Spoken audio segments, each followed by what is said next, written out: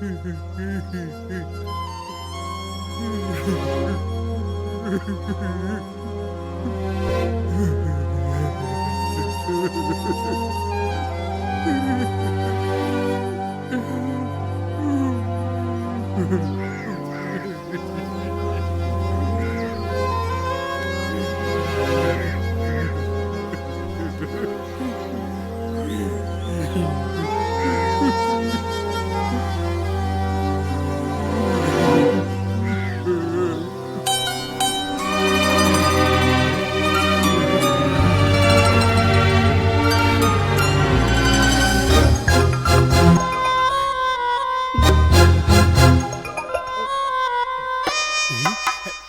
കഥയുടെ ആ ഭാഗം അച്ചായന് ഫീൽ ചെയ്തു.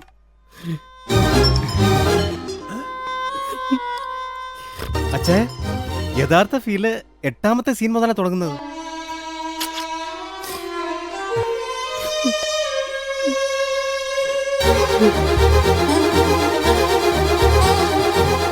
താങ്ക് യു അച്ചായ, താങ്ക് യു. കണ്ട തുടക്കത്തിൽ തന്നെ ഷേക്ക് ഹാൻഡ് കിട്ടുന്നത് കണ്ട. ഇങ്ങനെ കഥ പറഞ്ഞ് ഇഞ്ചിഞ്ചായി കൊല്ലുന്നതിന് പകരം നീ എന്നെ ഒറ്റയടിക്കങ്ങ് കൊല്ലടാ. മേലാൽ ഈ മാതിരി കഥകളോടെ പടി കടന്നു പോരും. നിന്റെ കൈ ഞാൻ വെട്ടും. അയ്യോ അച്ഛൻ, എന്റെ കഥയുടെ ഡെപ്ത് മനസ്സിലാവാത്തോണ്ടാ. എന്റെ ക്യാരക്ടേഴ്സ് ഒക്കെ അതെടുത്ത് അങ്ങോട്ട് കാണിച്ചോട്. എന്തോ ആ പൂനെന്ന് കിട്ടിയ മടല്.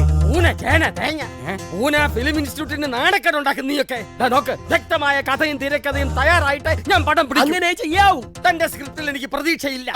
തനിക്ക് ഈ പണി നല്ലതല്ല, അറിയില്ല. ഇടോ നോക്ക്, ആധാരം എഴുത്തല്ല തിരക്കഥ രചന. തനിക്ക് ഭാവനയില്ല, ജീവിത അനുഭവവും ഇല്ല. നമുക്ക് വേറെ കഥ നോക്കാം.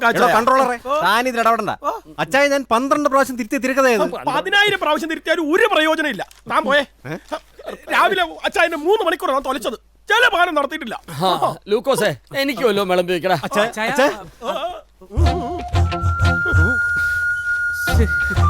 ഇതൊന്ന് പിടിച്ചാട്ടെ. ഇനി ഇതുപോലെ മെനക്കെടുത്താൻ വന്ന ആ പട്ടി അഴിച്ചു വിടണം. എന്നാ കഥ പറഞ്ഞ അതിനെ കൊല്ലാനാ? നീരുന്ന് വിഴുങ്ങ്.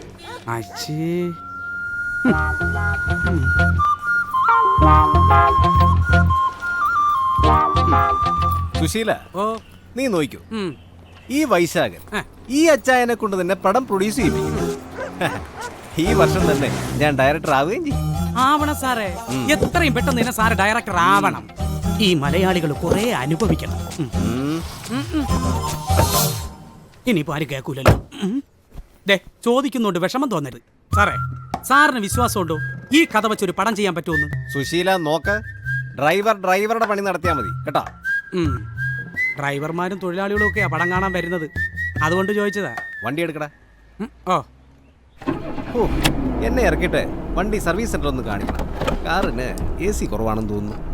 സാറ് കഥയിൽ പറയുന്നത് ജീവിതത്തിന്റെ പരുക്കൻ ഭാവങ്ങൾ. കാറിൽ അല്പം AC കുറഞ്ഞു കഴിഞ്ഞാൽ വെപ്രാളം. നോക്കി എടുക്കടേ.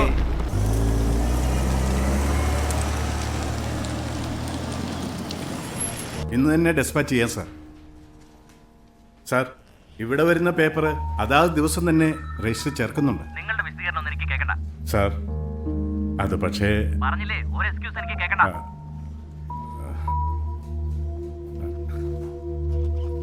സാർ, ഇനി അത് ആവർത്തിക്കില്ല സാർ. ഞാൻ കൺസേൺ പേഴ്സൺ ഇന്ന് തന്നെ മെമ്മോ കൊടുത്തോളാം സാർ. സാർ, ഞാൻ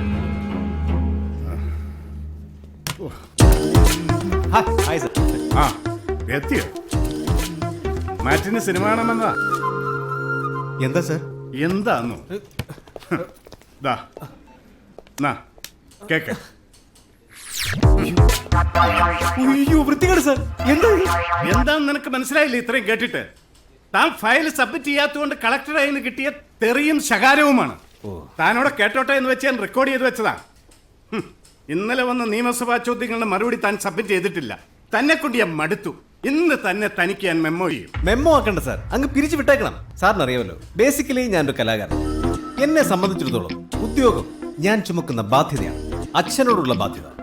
എനിക്ക് സിനിമയോട് മാത്രമേ കമ്മിറ്റ്മെന്റ് ഉള്ളൂ. ഓഫീസിലെ ഒരു സെക്ഷൻ നേരെ ചൊവ്വേ കൈകാര്യം ചെയ്യാൻ പറ്റാത്ത താൻ എങ്ങനെയാടോ ഒരു സിനിമ കംപ്ലീറ്റ് ചെയ്യും? എടോ, ജീവിതം മനസ്സിലാക്കിയവനെ ഒരു കലാകാരനാകാൻ പറ്റും. ഏതായാലും അടുത്ത ആഴ്ച കളക്ടറേറ്റിൽ നിന്ന് ഇൻസ്പെക്ഷൻ ഉറപ്പാ. അതോടെ തനിക്ക് ഫുൾ ടൈം കലാകാരനാകാം. ഒന്നുകിൽ ട്രാൻസ്ഫർ അല്ലെങ്കിൽ സസ്പെൻഷൻ. ആയിക്കോട്ടെ സാറേ, സാറിന്റെ സ്ക്രിപ്റ്റ് ഒന്ന് കേൾക്കണം, എന്നിട്ട് പറ. സാർ ഓപ്പണിംഗ് ഷോട്ട് എന്ന് പറയും. ഡോ തന്നോട് പലവട്ടം ഞാൻ പറഞ്ഞിട്ടുള്ള കഥ പറയരുതെന്ന്. അവന്റെ ഒരു ഓപ്പണിംഗ് ഷോട്ട് താനൊന്ന് ഒപ്പിട്ടേച്ച് പൊക്കോളാവോ. മെമ്മോ തയ്യാറാക്കി ഞാൻ അങ്ങോട്ട് കൊടുത്തു വിട്ടേക്കാം. ഓ ഇവനെയൊക്കെ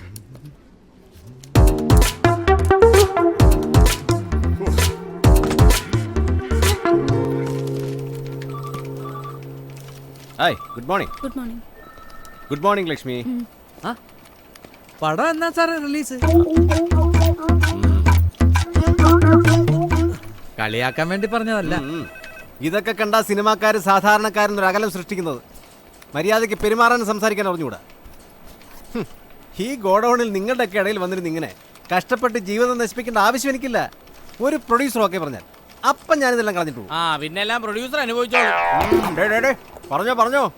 അതേ, സിനിമാക്കാരുടെ എല്ലാം കരിയോഗ്രാഫിന്റെ തുടക്കത്തിൽ ഇതിനേക്കാൾ വലിയ കളിയാക്കലുകൾ അനുഭവിച്ചിട്ടുണ്ട്. ലക്ഷ്മി കണ്ടോ, ഞാൻ സ്റ്റോറി ബോർഡ് കംപ്ലീറ്റ് മാറ്റിയിട്ടുണ്ട്. ഒന്നും നോക്കി. എന്റെ വൈശാഖൻ സാറേ, ഞാൻ എളുപ്പം തിരക്കില്ല. ബാലകൃഷ്ണൻ എന്തോ നിന്നോ. രാജീവേ, കഥ വല്ല പ്രൊഡ്യൂസർമാരെ കൊണ്ട് കാണിക്കും സാറേ, എനിക്ക് വേറെ പണിയുണ്ട്. നോക്കണോ, കലാബോധമില്ലാത്ത വർഗങ്ങള്. ഹലോ, അങ്ങേരുണ്ടാ? ഓ ചെല്ല്. ഓ, രക്ഷപ്പെട്ടു.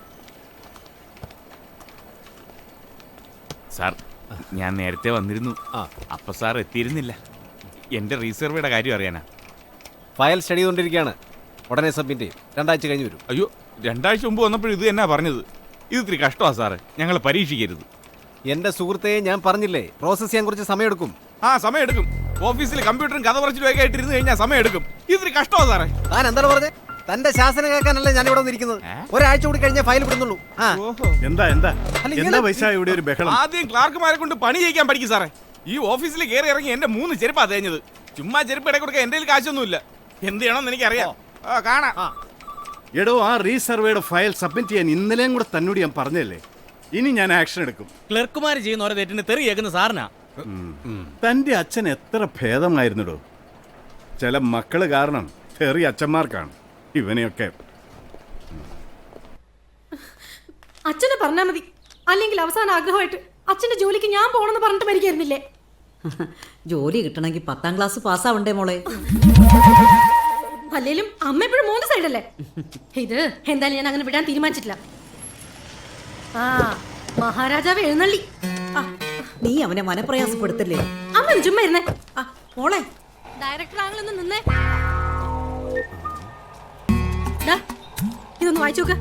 അത് ശരി, അപ്പൊ ചേച്ചിയും കഥ എഴുതി തുടങ്ങിയല്ലേ? ഇത്രേ ഉള്ളൂ എന്റെ ചേച്ചി. ഇതൊക്കെ ബാങ്കുകാരുടെ ഒരു വിരട്ടല്ലേ. കുടിശ്ശികൊക്കെ അടച്ച് പറമ്പിന്റെ പ്രമാണം ഞാൻ എടുത്തു തരും, പോരെ? പണയം വെച്ച് ലോൺ എടുത്തത് കളിച്ചു കളയാനായിരുന്നില്ലല്ലോ. ടെലിവിഷൻ സീരിയലൊക്കെ എടുത്തില്ലേ? അത് പുറത്തു വന്നിരുന്നെങ്കിൽ നിങ്ങൾക്ക് കൂടി ആയിരുന്നു പേര്. പിന്നെ ദുഷ്പേര്. അമ്മ നോക്കൂ, ഒരു 6 മാസം. അതിനിടയിൽ ഞാൻ ചെയ്യുന്ന പടം പുറത്തു വന്നിരിക്കും. അത് കണ്ടിട്ട് വേണം എനിക്കൊന്ന് കണ്ണടയ്ക്കാൻ. അങ്ങനെയാണെങ്കിൽ ഈ അടുത്ത കാലത്തൊന്നും കണ്ണടക്കില്ല. അമ്മേ, അമ്മയ്ക്ക് എന്നോട് എന്തെങ്കിലും സ്നേഹം ഉണ്ടെങ്കിൽ ഈ വീടിന്റെ പ്രമാണം എനിക്ക്. ആ മോഹം മനസ്സിൽ വെച്ചേര്. പറമ്പിൽ കൃഷി കാര്യങ്ങളൊക്കെ നോക്കിയിരുന്ന നിനക്ക് കിട്ടുമായിരുന്നല്ലോ സിനിമ പിടിക്കാനുള്ള കാശ്. കാറും കമ്പ്യൂട്ടറും ബർഗറും സ്ക്രിപ്റ്റ് എഴുതാൻ കോട്ടേജും. എടാ, ഈ കിടക്കുന്നതിലെ കാച്ചിൽ ഏത് ചേമ്പേതെന്ന് നിനക്ക് തിരിച്ചറിയാമോ? കാച്ചിലേതാണെന്ന് ചേച്ചി പറഞ്ഞു കൊടുത്ത ചേമ്പേതാണെന്ന് സാറ് പറയൂലേ? അല്ല, ഇതെന്താ പോലീസ് സ്റ്റേഷനോ? വൈശാഖം കളറൊന്നുമല്ല. അളിയൻ വിളിക്കും പറഞ്ഞേക്ക് ബാങ്കിൽ നിന്ന് പ്രമാണം ഞാൻ എടുത്തു കൊടുക്കുന്നു. പിന്നെ അമ്മേ, ഞാൻ ഡെവലപ്പ് ചെയ്ത കഥ അമ്മ ഒന്ന് കേൾക്കണം. അടുക്കളയിൽ എന്തോ പോഞ്ഞു നാറുന്നു. അമ്മേ ഒന്ന്. എടി നീ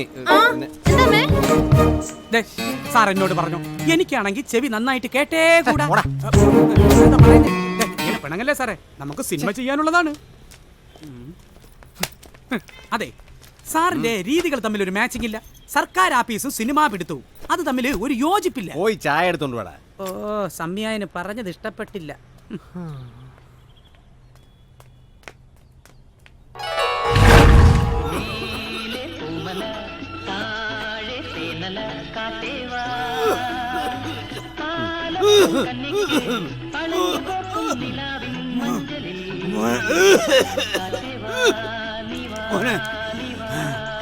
വൈശാഖ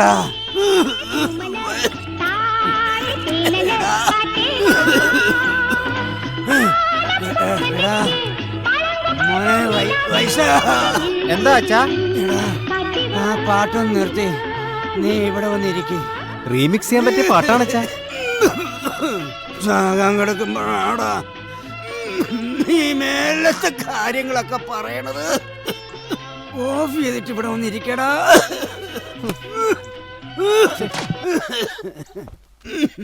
ഈ അസുഖത്തിന്ന് ഇനി മോചനമില്ല.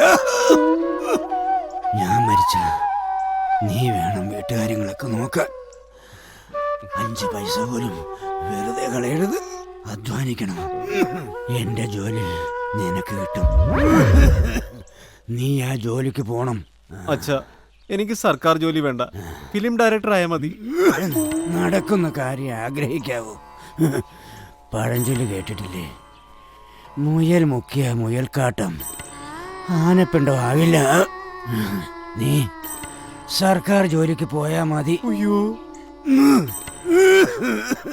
ഭാനുമതി, ശ്യാമേ, എന്തോ നിങ്ങൾ ഇവനെ പറഞ്ഞ് സമ്മതിപ്പിക്കണം. എന്റെ അന്ത്യാഭിലാഷമാണ്. അച്ഛാ, എനിക്ക് സ്ക്രിപ്റ്റിനും ഡയറക്ഷനും ഗോൾഡ് മെഡൽ കിട്ടിയിട്ടില്ലേ? എന്റെ സ്ക്രിപ്റ്റ് അച്ഛൻ ഒന്ന് കേൾക്കണം. അയ്യോ, വിജനമായ ഒരു സ്ഥലം, അവിടെ അച്ഛാ, അച്ഛാ, അച്ഛാ, അച്ഛാ,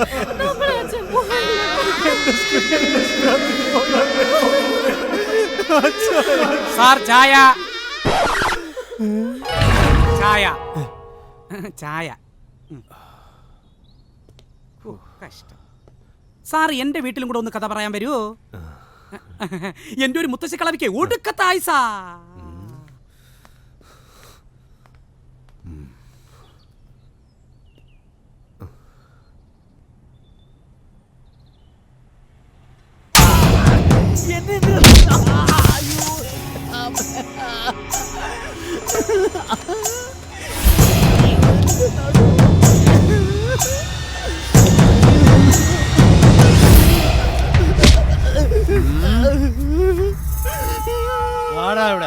മാപ്പ് പറയടാ. എന്താ ഈ കാര്യത്തിൽ ഇടപെടരുത്. എടാ മാപ്പ് പറയടാ. എടാ ഏറ്റവും വിട്ട് മാപ്പ് പറയടാ. കാര്യം പറയടോ. ഹംസക്കയുടെ കടയിൽ വെച്ച് ആരോ വൈശാഖട്ടിന് കളിയാക്കി. സിനിമ പിടിക്കുന്നതിനെ കുറിച്ചൊക്കെ ആയിരുന്നു. എല്ലാരും ചിരിക്കുന്ന കൂട്ടത്തിൽ ഞാനും ഒന്ന് ചിരിച്ചു. അതിനെങ്ങനെ? എടാ ഇത് കൂടെ ചിരിച്ചവന്മാർക്കുള്ളതാ. നോക്ക്, ചിരിച്ചവന്മാരുടെ പോയി പറഞ്ഞേക്ക്. അവസാന ചിരിച്ചിരിക്കുന്ന ഈ വൈശാഖനായിരിക്കും. നീയൊക്കെ എന്റെ പടത്തിന് ടിക്കറ്റ് എടുക്കാൻ ക്യൂ നിൽക്കുന്ന കണ്ടിട്ടുള്ളൊരു ചിരി. നീ ഇപ്പൊ ഉള്ളി ചിരിച്ചില്ലടാ. അമ്മയാണ് ചിരിച്ചില്ല. നീ ചിരിച്ചു. മാപ്പ് ചേച്ചി, മാപ്പ് ചേട്ടാ, മാപ്പ്. എന്തൊരു തലയിലെടുത്ത ഈശ്വരാ. കള്ളം കുടിച്ച് നാട്ടുകാരെ തല നടക്കാണോ? എന്റെ കുഞ്ഞിന്റെ ഒരു സിനിമ പിടുത്തം കാരണം ബാക്കിയുള്ളവർക്ക് സമാധാനം ഇല്ലാണ്ടായത്. എന്നെ പറഞ്ഞാൽ ഞാൻ സഹിക്കും, നിന്നെ പറഞ്ഞാലും സഹിക്കും. പക്ഷെ വൈശാഖ സാറിനെ പറ്റി ആരെങ്കിലും പറഞ്ഞോണ്ടല്ലോ, ആര് വേണമെങ്കിലും തല്ല. സാറിനെ കളിയാക്കുന്നവര് ഓടിച്ചിട്ടതല്ല.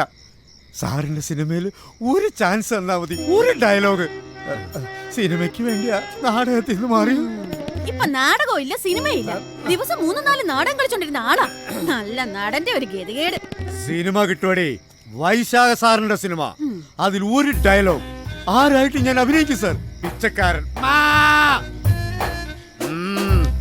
മുതലാളി, വില്ലൻ, നായകൻ, മണ്ടിപ്പള്ളി പ്രേംനസീർ, സോമൻ, തിരുമേനി, ജയൻ, ജഗ്ഗു. പോയേ വേണ്ടേ? ഒന്ന് വന്നേ മനുഷ്യ ഇങ്ങോട്ട്. വാ ഇങ്ങോട്ട്. നടക്ക്. അല്ല സാറേ, ആ പ്രൊഡ്യൂസറെ ഒന്ന് തല്ലിയാല പേടിപ്പിച്ച് നമുക്ക് സിനിമ എടുക്കാം. അതിലൊന്നും കയറി തലയിടരുത്, പറഞ്ഞേക്കാം. മോനെ, എന്തോ ആ ജയനെ ഒന്നോടൊന്ന് കാണിക്കാവോ? ഒന്ന് പോടോ. ഇങ്ങോട്ട് വാ മനുഷ്യ. നടക്കങ്ങോട്ട്. ഇനിയും എന്തൊക്കെയാണോ കാണ്ടി വരിക? വൈശാഖ മൂരാച്ചി വെള്ളാനകളുടെ നേതാവ് രാജിവെക്കു പുറത്തു പോകൂ രാജിവെക്കു പുറത്തു പോകൂ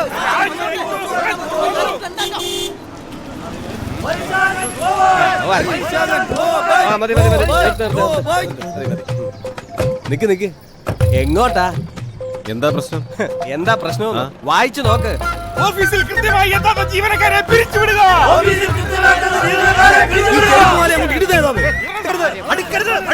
കേരളത്തിലെ ചലച്ചിത്ര സമൂഹം നിങ്ങളെ പൊറുക്കില്ല. കേരളത്തിലെ ചലച്ചിത്ര സമൂഹം തന്നോടായിരിക്കും പൊറുക്കാത്തത്.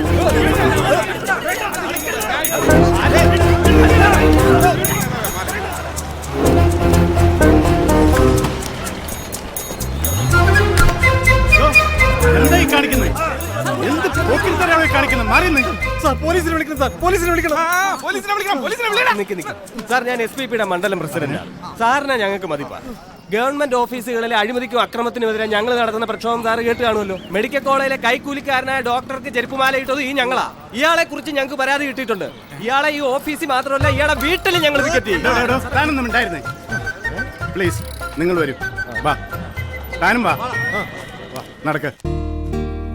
വൈശാഖ, വടി കൊടുത്ത് വാങ്ങിച്ച അടിയത്. എടോ, ചാനലുകാരും പത്രക്കാരും ഒക്കെ അറിഞ്ഞാലത്തെ സ്ഥിതി താനൊന്ന് ആലോചിച്ച് നോക്ക്. താൻ ചെരുപ്പുമാല ഇട്ടുകൊണ്ട് നിൽക്കുന്നത് ലോകം മുഴുവനും കാണും. പിന്നെ എങ്ങനെയാടോ തനിക്കൊരു സിനിമ കിട്ടുക? ഞാനൊരു ഓപ്ഷൻ വെക്കാം. താനൊരു 5 വർഷത്തേക്ക് ലീവ് എടുക്കുക. Leave without allowance. അതായത് leave for better employment within the country. അങ്ങനെയാവുമ്പോൾ തനിക്ക് സിനിമയിൽ കൂടുതൽ ശ്രദ്ധിക്കുകയും ചെയ്യാം. ചെരുപ്പൊട്ട് ദേഹത്ത് വീഴുകയില്ല. ലീവ് ആയാലും ശരി, രാജിയായാലും ശരി, ഇയാൾ കുറെ കാലം ഈ ഓഫീസിൽ ഉണ്ടാകാൻ പാടില്ല. ഞങ്ങൾക്ക് അത്രയേ ഉള്ളൂ. അച്ഛൻ്റെ ആഗ്രഹത്തെക്കുറിച്ചായിരിക്കും ആലോചിക്കുന്നത്. അച്ഛൻ്റെ ആത്മാവിനെ ഞാൻ പറഞ്ഞ് മനസ്സിലാക്കിക്കോളാം. സിറ്റുവേഷൻ അറിയുമ്പോൾ മകൻ ലീവ് എടുത്തതിൽ അദ്ദേഹം സന്തോഷിക്കും. അതല്ല, ജോലിയിൽ തുടരാനാണ് പോവെങ്കിൽ ഞങ്ങൾക്ക് ജോലിയാകും. ദാ, ലീവ് ഫോം റെഡിയാണ്. താൻ ഇതിന്റെ അടിയിലൊന്ന് ഒപ്പിട്ട് തന്നാൽ മതി. ഫില്ലപ്പ് ചെയ്യുന്ന കാര്യം ഞാൻ ഏറ്റു. ഉടനെ സാങ്ഷൻ ആയിക്കോളാം. അല്ല സാർ, ലീവ് എടുത്ത് തന്നിട്ടും പ്രൊഡ്യൂസറെ കിട്ടിയില്ലെങ്കിൽ ഞാൻ എന്ത് ചെയ്യാം സാർ? ഓഫീസ് കാര്യങ്ങൾ തനിക്കറിയാവല്ലോ. ഓ, അതറിയാമായിരുന്നെങ്കിൽ ഇങ്ങനെ ഒരു അവസ്ഥ വരില്ലായിരുന്നല്ലോ. എടോ, 5 വർഷത്തേക്ക് ലീവ് എടുത്താലും എപ്പോൾ വേണേലും ലീവ് ക്യാൻസൽ ചെയ്ത് റീജോയിൻ ചെയ്യാം. വൈശാഖൻ, ഒപ്പിട്. ലീവ് എടുത്തില്ലെങ്കിലും സസ്പെൻഷൻ ഉറപ്പാ.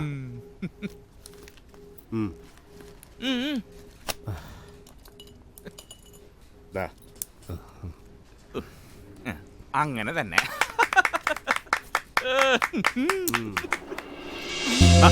2 വെച്ച് കൊടുക്കടാ വാസു. ഇന്നാണ് ഈ ഓഫീസിന് സ്വാതന്ത്ര്യം ഉണ്ടായത്. PSC ലിസ്റ്റ് ഇല്ലാത്ത കാരണം വേക്കൻസി എംപ്ലോയ്മെന്റിനായിരിക്കും ഫില്ല് ചെയ്യേണ്ടത് അല്ലേ സർ?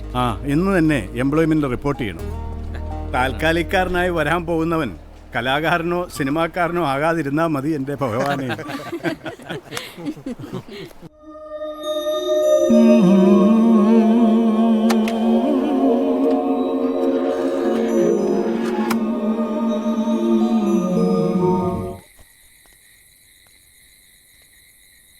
നിനക്ക് എന്നാടി പറ്റിയേ? ഒന്നും കഴിച്ചില്ലായിരുന്നോ? ആ എടി, ഇവക്കൊന്നും കൊടുത്തില്ലായിരുന്നോടി? അതൊക്കെ കൊടുത്തതാ. ചേട്ടാ വന്ന് കഴിക്ക് വാ. എന്നിട്ട് പിന്നെ ഒരു ആട്ടം പോലെ.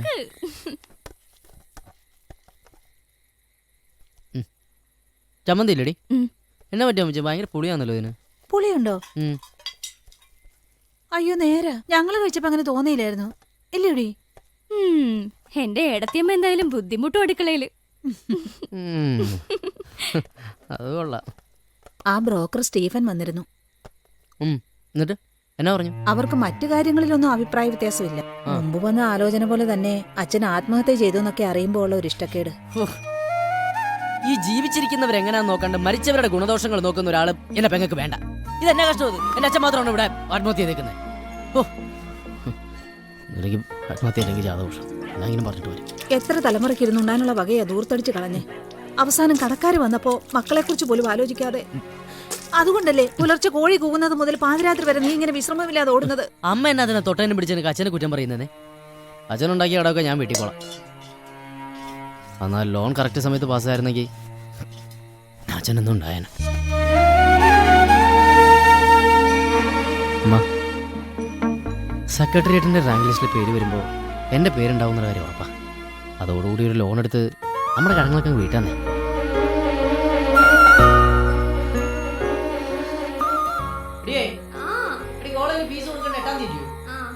നീ കിടന്ന് ഉറങ്ങാൻ നോക്ക്.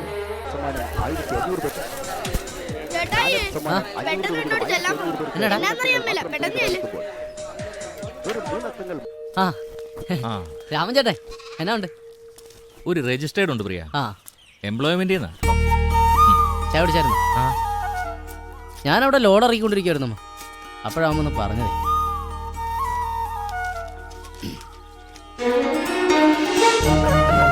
അമ്മ എനിക്ക് ജോലി കിട്ടിയമ്മ. താലൂക്ക് ഓഫീസിലാ. വേക്കൻസി